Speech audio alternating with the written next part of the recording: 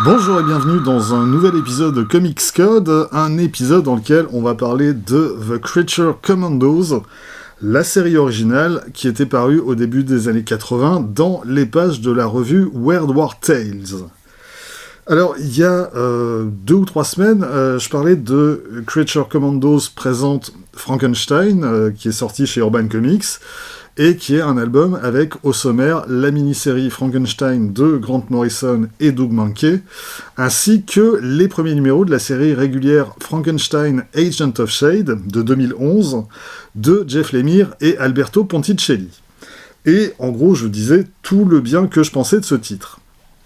Alors, comme on le voit, en fait, aucune des séries originales ne contient Creature Commandos dans son titre, mais Urban espère sans doute attirer les futurs spectateurs de la série animée Creature Commandos, qui sera diffusée aux États-Unis à partir de décembre prochain sur Max.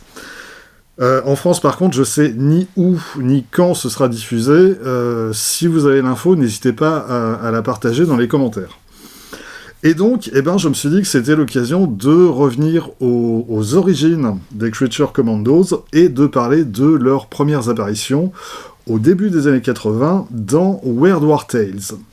Alors, pour commencer, juste quelques petits mots sur Weird War Tales. Il s'agit en fait d'un titre anthologique que DC a publié entre 1971 et 1983. Il y a eu 124 numéros en tout, avec, au sommaire en général, il y avait 3 ou 4 courts récits qui mélangeaient, avec plus ou moins de bonheur, récits de guerre et fantastique ou horreur. Et c'est donc dans cette revue que les Creature Commandos vont faire leur premier pas dans le numéro 93, qui était daté de novembre 1980, et sous une très belle couverture signée Joe Kubert. C'est cette couverture qui a été reprise en couverture de straight paperback.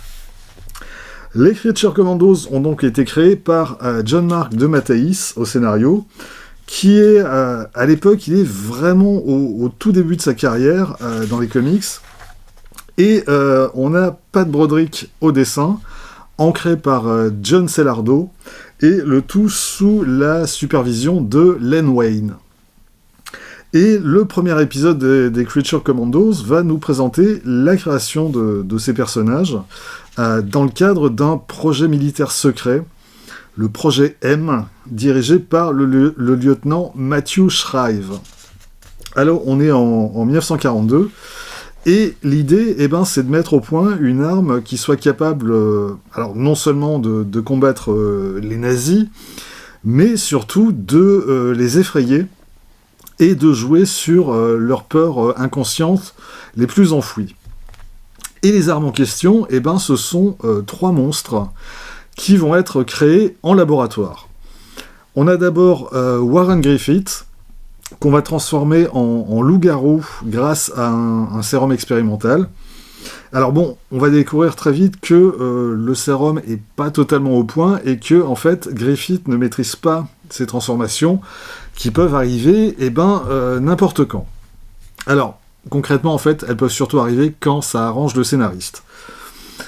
On a ensuite le sergent Vincent Velcro, qui lui est un militaire qui a été condamné à 30 ans de prison après s'être attaqué à un supérieur, et qui va accepter de participer au projet M en échange d'une annulation de sa peine. Et Velcro, lui aussi, grâce à un sérum expérimental, il va être transformé en vampire, qui va être capable notamment de se transformer en chauve-souris, et qui, comme un vrai vampire, a besoin de sang pour se nourrir. Et puis on a enfin le soldat Lucky Taylor, qui mérite pas vraiment son surnom, parce que lui, il a sauté sur une mine sur une île du Pacifique, et on l'a ramené à la vie en utilisant des techniques que, franchement, le Dr Frankenstein n'aurait pas reniées. Et c'est donc ainsi que naissent les Creature Commandos, qui seront donc dirigés par le lieutenant Shrive. Et on va tout de suite pouvoir assister à leur première mission, quand ils sont envoyés en France pour prendre d'assaut un château dans lequel les Allemands sont en train de mettre au point des androïdes qui ont l'apparence des principaux dirigeants des pays alliés. Et on a donc un premier épisode qui est quand même assez court, il fait seulement 10 pages, et qui a donc qui a vraiment pas de temps à perdre. On a 5 pages pour introduire l'équipe, et puis on a 5 pages pour la voir en action. Et donc on a droit à un récit qui est gentiment farfelu, qui mélange la Deuxième Guerre mondiale avec des éléments de science-fiction. On a évidemment la création des 3 monstres en laboratoire, et puis on a les androïdes allemands. Alors, tout ça est quand même très sommaire et pas particulièrement original, mais bon, si on n'est pas trop regardant, dans l'ensemble, ça fonctionne. John Mark DeMatteis va continuer d'écrire les aventures des Creature Commandos. En revanche, Pat Broderick, lui, il va être remplacé au dessin dès le 2e épisode par Fred Carillo, qui lui est un artiste philippin, qui a fait l'essentiel de sa carrière américaine chez DC Comics dans les années 70-80, essentiellement dans les différentes séries fantastiques que DC publiait à l'époque. Et sa prestation sur la série, elle est vraiment tout à fait bonne, avec un trait assez fin, assez précis, et puis on a quand même une narration plutôt efficace. Le deuxième épisode des Creature Commandos, il paraît 4 mois plus tard, dans World War Tales numéro 97. L'action, elle se situe à nouveau en France, et cette fois, les Commandos ont pour mission de retrouver une scientifique française, le docteur Frédéric, qui a été capturé par les nazis. Alors l'épisode est encore plus court que le précédent, il fait seulement 8 pages, et là clairement DeMatteis il n'a pas la place pour faire dans la subtilité, donc il s'agit d'une longue séquence d'action qui permet à nouveau de voir les 3 monstres en action, et puis on a juste un tout petit twist à la fin de l'épisode. La 3e apparition des Creature Commandos, elle se fait dans un cadre un petit peu particulier, puisque en fait il s'agit du 100e numéro de World War Tales, et pour l'occasion, on va assister à un crossover entre Creature Commandos et The War That Time Forgot. Alors, The War That Time Forgot, c'est une série des années 60 qui paraissait dans la revue Star Spangled War Stories, et qui mettait en scène des soldats de la Seconde Guerre mondiale sur une île du Pacifique sur laquelle vivent des créatures préhistoriques. La série, elle a été écrite par Robert Kanigher, et elle a été essentiellement dessinée par le duo Ross Andru, Mike Esposito. Et The War That Time Forgot fait son retour dans les pages de World War Tales, et on aura droit à d'autres épisodes qui lui seront consacrés par la suite. Alors du coup, pour l'occasion, l'équipe créative va changer le temps uniquement de cet épisode. DeMatteis est remplacé par Mike Barr, et Fred Carillo par Bob Hall, ancré par Jerry Ordway. Alors, le scénario, il est grosso modo sans surprise, c'est-à-dire que les Creature Commandos doivent affronter à la fois des dinosaures et des Japonais. Malgré tout, la fin est intéressante, au moins sur un point. On y découvre en fait que le lieutenant Shrive a pris les dinosaures en photo, et qu'il compte en informer l'armée pour que ces dinosaures soient transformés en armes de guerre. Et Lucky va prendre l'appareil photo de Shrive et il va le balancer à la flotte. Parce que, comme le dit ensuite Velcro, il refuse que ces créatures subissent ce que eux ont subi. Et finalement, c'est un des éléments intéressants de la série, et qui sera développé de manière encore plus explicite par la suite, c'est que l'armée américaine n'est pas montrée sous un jour particulièrement flatteur. Alors, on est d'accord, la création des Creature Commandos, elle vise avant tout à vaincre les nazis, et on peut la voir comme un moindre mal, mais les 3 monstres en sont pas moins les victimes d'expérimentations scientifiques menées par l'armée, et sans que l'armée soit souciée de leur situation et de ce que les commandos pouvaient ressentir. Et de tous les personnages réguliers de la série, clairement, le plus antipathique de tous, c'est de loin le lieutenant Shrive, qui passe son temps en fait à afficher un mépris prononcé pour ces créatures. Alors, John Mark DeMatteis et Fred Carrillo sont de retour dès l'épisode suivant, dans World War Tales numéro 102, qui est de très loin l'épisode le plus dur de toute la série. En fait, c'est un épisode qui met en scène des enfants allemands, dont on a lavé le cerveau pour qu'ils obéissent qu'à une seule personne, Hitler ou un de ses nombreux sosies. Et sur un simple ordre de sa part, les enfants vont aller jusqu'à tuer leurs propres parents à main nue, vu que, en plus de leur avoir fait un lavage de cerveau, ils ont aussi reçu un sérum expérimental qui décuple leur force. Et les Creature Commandos, ils vont devoir affronter ces gosses, et ils vont se trouver très vite face à un dilemme absolument tragique, c'est-à-dire de tuer ces enfants ou d'être tués par eux. Et alors, même si à l'époque le Comics Code Authority était quand même moins strict qu'il l'était quelques années plus tôt, je suis quand même plutôt étonné qu'ils aient laissé paraître cet épisode sans broncher. Mais bon. Mais du coup, c'est vraiment un des plus intéressants de la série. World War Tales numéro 105, alors celui-là, il s'offre quand même une très très chouette couverture signée Jim Aparo. Et par contre, un épisode qui, lui, est pas très inspiré.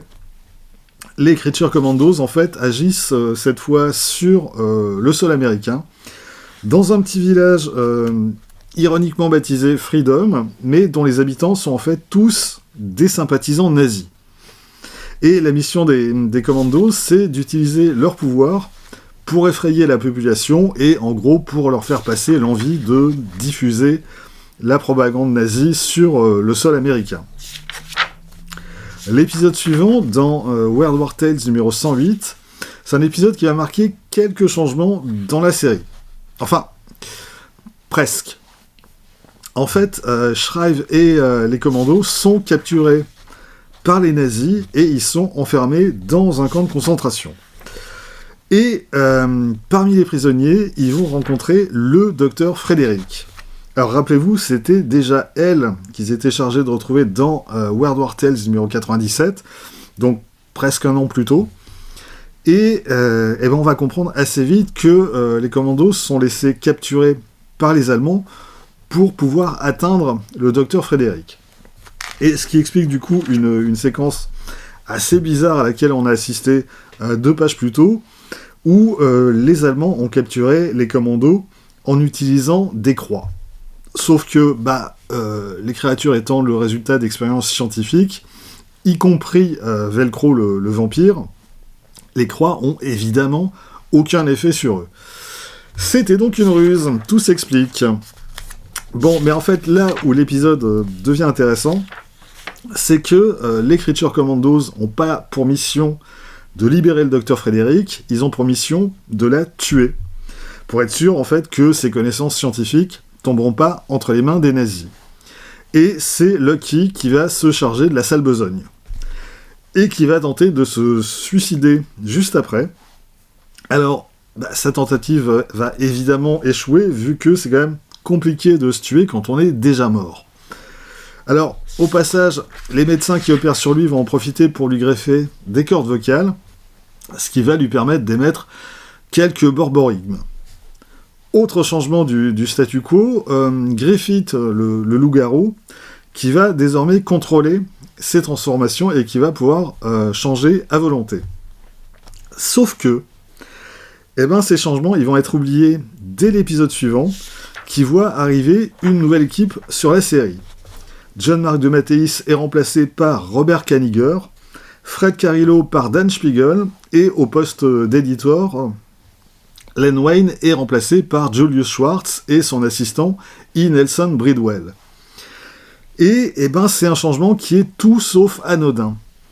Parce que, à l'époque, DeMatteis et Wayne, ils font partie de la jeune garde des scénaristes qui travaillent pour DC. Ils ont autour de la trentaine, un petit peu plus pour Wayne et un peu moins pour DeMatteis. Et là, ils sont remplacés par vraiment des vieux de la vieille, Kanigher et Schwartz, qui déjà à l'époque approchent quand même des 70 balais, et qui ont fait le gros de leur carrière chez DC. et qui, surtout, n'ont pas du tout évolué dans leur manière d'écrire et de concevoir des comics. Alors, ceci dit, la première histoire écrite par Kanigher, elle n'est pas mauvaise. C'est un récit en 2 parties qui paraît dans les numéros 109 et 110 de Weird War Tales. On est en 1944, en France, après la libération de Paris, et les Creature Commandos, ils boivent du vin rouge à la terrasse d'un café. Alors, à partir de là, les Commandos, ils vont avoir beaucoup de temps libre qui vont passer à faire ce genre de choses. Dans les épisodes suivants, on va les retrouver qui visitent la Tour Eiffel, qui visitent un musée de cire à Londres, ou qui pique-niquent avec des gosses. Je sais, c'est bizarre, mais c'est comme ça. Alors, bon, comme on peut quand même pas passer 12 pages à voir les Commandos la couler douce en écoutant Edith Piaf, ils sont finalement chargés de faire sauter un barrage pour noyer l'armée allemande qui se trouve à proximité. La première partie c'est un récit d'action classique, mais assez efficace. La seconde, elle est plus intéressante. Parce que, on découvre que le lieutenant Shrive a été grièvement blessé au visage, et même, il a carrément été défiguré. Et là, on se dit, tiens, est-ce que c'est pas la bonne occasion pour ajouter un nouveau membre aux Creature Commandos, genre qui aurait l'apparence d'une momie, avec son visage couvert de bandages. Et en fait, non, c'est une ruse scénaristique. Shrive est opéré par une chirurgienne, le docteur Myrna Rhodes, et il retrouve son beau visage de bon gros con. Parce que, là aussi, Kanigher va accentuer encore plus que de Mathéis le côté antipathique du personnage, qui passe son temps à mépriser, à humilier et à insulter les Creature Commandos. Mais c'est là que c'est quand même plutôt malin au niveau du scénario. Les Creature Commandos vont malgré tout accueillir un nouveau membre, juste, c'est pas celui qu'on attendait. Et le nouveau membre, c'est le Dr. Rhodes, qui est victime d'un accident et d'une exposition prolongée à un mélange de produits chimiques. Un mélange de produits chimiques qui va avoir un effet spectaculaire, puisque ses cheveux vont être transformés en serpents. Et on souhaite donc la bienvenue au docteur Medusa. Alors, dans le numéro suivant, le 111, on va avoir droit à un nouveau crossover, cette fois entre les Creature Commandos et G.I. Robot. Alors, G.I. Robot, comme The War That Time Forgot, c'est une autre série créée au début des années 60 par Robert Kanigher et Ross Andru, encore une fois dans les pages de Star Spangled War Stories, et oui, en fait, il s'agit simplement d'un robot programmé pour se battre pour l'armée américaine. Alors, le personnage n'a pas vraiment connu un grand succès à l'époque, et il a disparu assez rapidement, mais il a fait son retour dans Weird War Tales numéro 101, donc moins d'un an plus tôt, toujours écrit par Robert Kanigher, mais dessiné pour cette première apparition par Pepe Moreno. Et alors, ce crossover va occuper l'intégralité de ce numéro de Weird War Tales. C'est un récit de 25 pages, et c'est vraiment, mais vraiment pas bon. Alors, je passe rapidement sur le début, qui met en scène donc G.I. Robot et son compagnon humain, le sergent Cocker. Et le sergent Cocker est gravement blessé en sauvant G.I. Robot, et quand on va le conduire à l'hôpital par bateau, G.I. Robot saute à l'eau et il décide de le suivre. De leur côté, les Creature Commandos, eux, ils se trouvent toujours en France, où ils participent à un spectacle pour amuser des enfants hospitalisés. Parce que, évidemment, faire monter sur scène un vampire, un loup-garou, une gorgone et un monstre de Frankenstein, il y a quand même rien de tel pour faire se marrer les gosses. Les Creature Commandos sont finalement envoyés dans le Pacifique pour enquêter sur la disparition d'un convoi maritime. Et sur place, ils vont très vite tomber sur G.I. Robot et sur tout un tas de créatures préhistoriques. Et comme si ça suffisait pas, ils vont être transportés sous la mer, jusqu'à la cité d'Atlantis.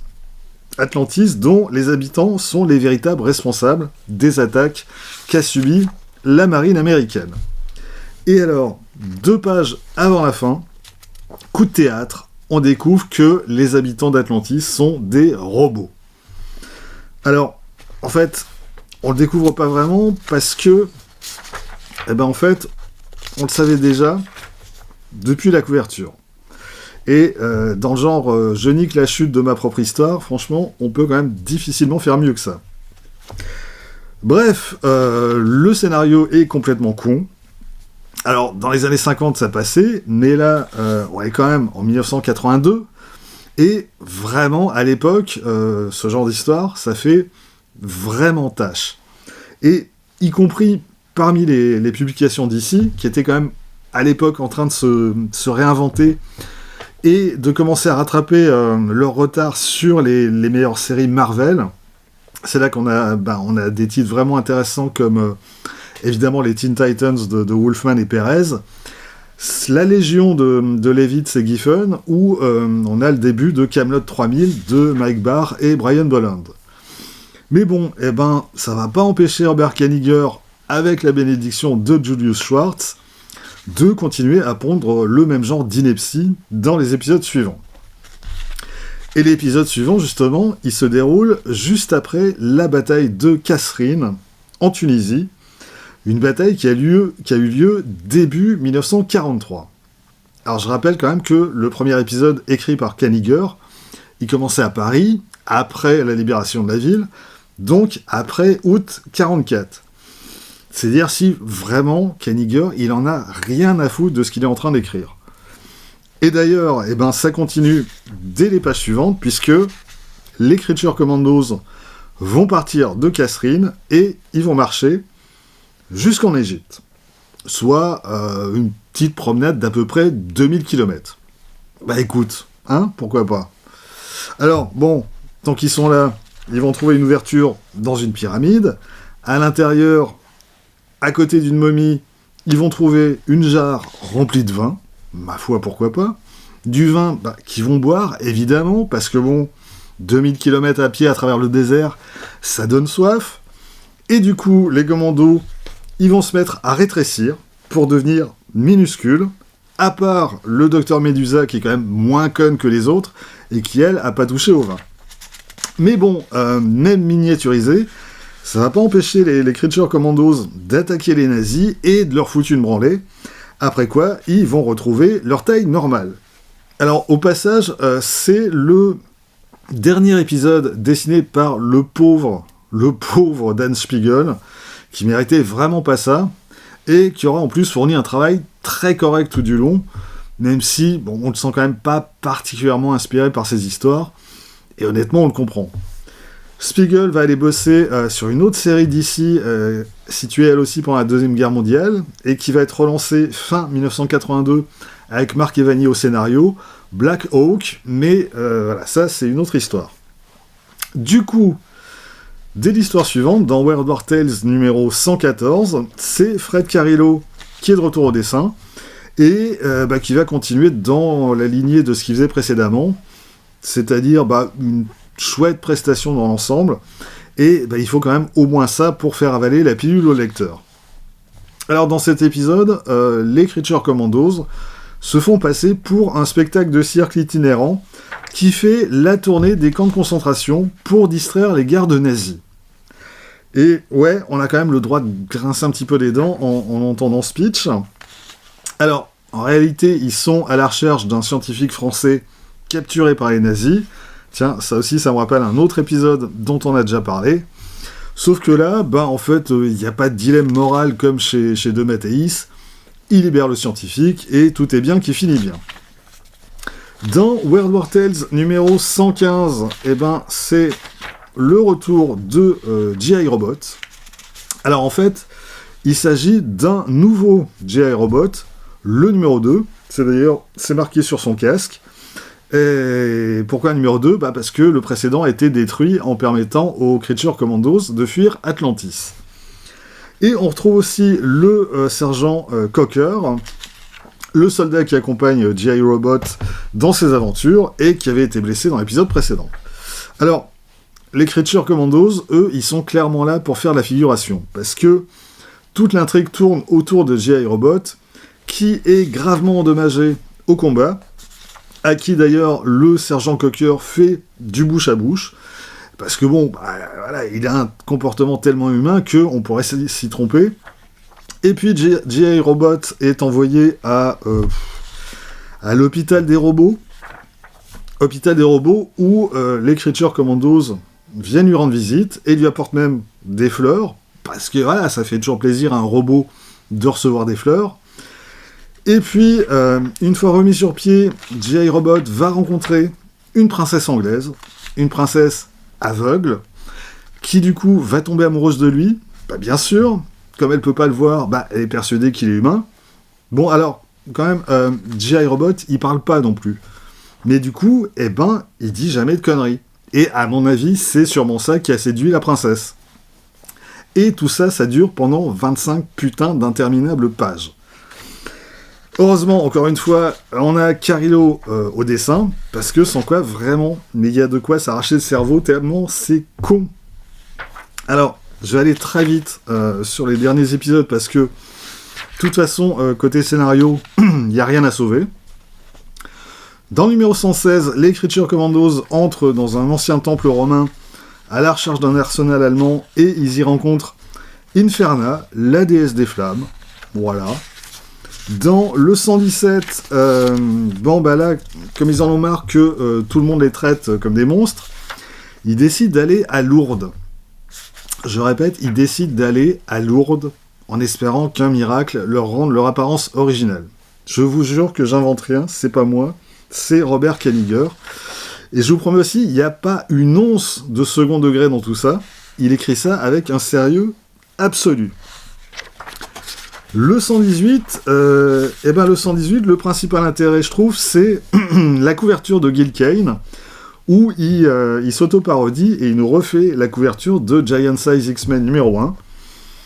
L'histoire à l'intérieur, c'est des nazis qui kidnappent des gentils petits enfants aveugles, ce qui est quand même pas très très gentil de leur part. Dans le 119, les Creature Commandos rencontrent une scientifique qui a mis au point une machine à voyager dans le temps.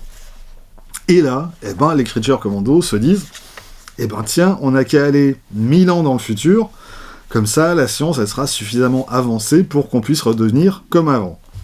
Sauf que, le futur en question, il est peuplé de clones géants, et que ces clones géants, ils les considèrent comme des monstres, et ils vont chercher à les éliminer.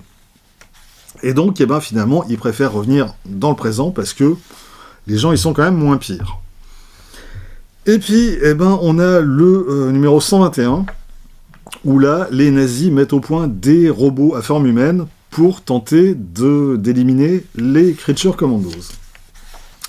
Et alors là, on a quand même cette très belle scène, ici, où on découvre que le docteur Medusa comprend ce que dit Lucky. Et donc, quand Lucky dit, et je vais le citer, alors je suis désolé, j'ai pas trop l'accent, mais donc, le docteur Medusa traduit: le lieutenant Shrive a été assommé par l'explosion du sous-marin qui était sur le point de torpiller le nôtre. J'ai ensuite nagé à contre-courant pendant des kilomètres avant d'atteindre le rivage avec le lieutenant. Merci madame pour la traduction. C'est vrai que c'est quand même pratique. Et c'est la dernière histoire des Creature Commandos apparaître dans World War Tales. Et je serais tenté de dire, enfin. D'ailleurs, la revue elle-même, elle a plus pour très longtemps. Elle va s'arrêter au numéro 124, c'est-à-dire juste 3 mois plus tard.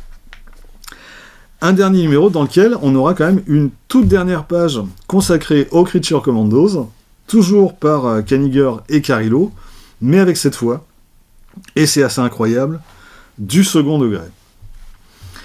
World War Tales étant annulé, ça revient à condamner à mort les Creature Commandos, et ils sont donc envoyés devant un peloton d'exécution en compagnie aussi de G.I. Robot. Sauf que, en dernière minute, il est décidé de leur confier une ultime mission et on les fout à bord d'une fusée qui doit être lancée sur le QG de Hitler à Berlin. Sauf que, il y a un problème avec la trajectoire de la fusée et que, au lieu de partir vers Berlin, elle part vers les étoiles. Reverrons-nous un jour les Creature Commandos? Ouais, on les a revus dans Action Comics 872, qui est daté de février 2009, un épisode par Geoff Jones et Pete Woods, et un épisode qui fait partie du crossover New Krypton, un crossover entre Action Comics, Superman et Supergirl.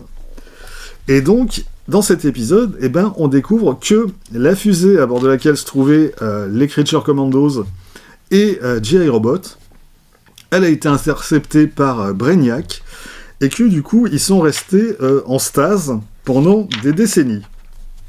Et donc, dans ces pages, on va les revoir en action aux côtés de Superman. Alors, c'est quand même pas très étonnant de la part de Geoff Jones de le voir reprendre presque 30 ans plus tard une intrigue que tout le monde avait oubliée et qui en plus concerne des personnages quand même assez obscurs de l'univers d'ici. Au passage aussi, on peut s'amuser de la ressemblance entre G.I. Robot et Junkyard Joe, le personnage qu'il a créé dans le cadre de son label Ghost Machine chez Image Comics. Et il n'y a pas besoin d'aller chercher beaucoup plus loin où Jones est allé trouver l'inspiration pour ce personnage. Même si là, on a fait évidemment quelque chose de très différent.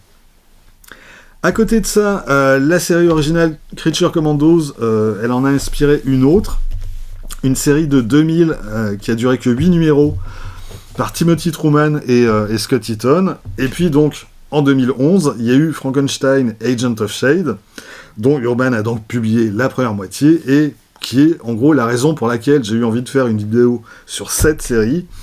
Et comme ça, la boucle est bouclée. Donc, alors ces épisodes de Creature Commandos, à ma connaissance, ils n'ont jamais été publiés en France. Les seuls qui auraient pu les publier, c'est les éditions Haredi dans les années 80. Mais pour autant que je sache, ça n'a pas été le cas. Si jamais je me gourre, venez me le dire dans les commentaires. Est-ce que c'est dommage ? Honnêtement, pas vraiment. Bon, ce qui est dommage, c'est que De Matteis ait très vite quitté la série. Je peux pas dire que ces épisodes soient particulièrement bons, mais il y a quand même des éléments intéressants dans ces histoires. Les gamins tueurs qui finissent massacrés, dans le genre brutal pour l'époque, c'est quand même assez étonnant. Et puis, les Creature Commandos qui ont parfois pour ordre de commettre des crimes, comme le meurtre du docteur Frédéric, tout ça, quand même, ça apporte une certaine noirceur à cet univers, et ça aurait été intéressant de le voir poursuivre et creuser cette veine. Mais bon, par contre, une fois que Robert Kanigher prend le scénario en main, c'est mort de chez mort, alors, sauf si, effectivement, on aime lire ses comics en ricanant. Reste, la partie graphique par Fred Carrillo et Dan Spiegel, qui est quand même globalement réussie. Les couvertures sont aussi très chouettes dans l'ensemble. On a du Joe Kubert, on a du Gil Kane, du Ross Andru, du Jim Aparo, du Rick Buckler et quelques autres. Et globalement, elles sont quand même vraiment très chouettes. Donc voilà. Un peu plus de 40 ans après, ça reste une curiosité. Et c'est surtout intéressant pour les créations que ça a inspirées.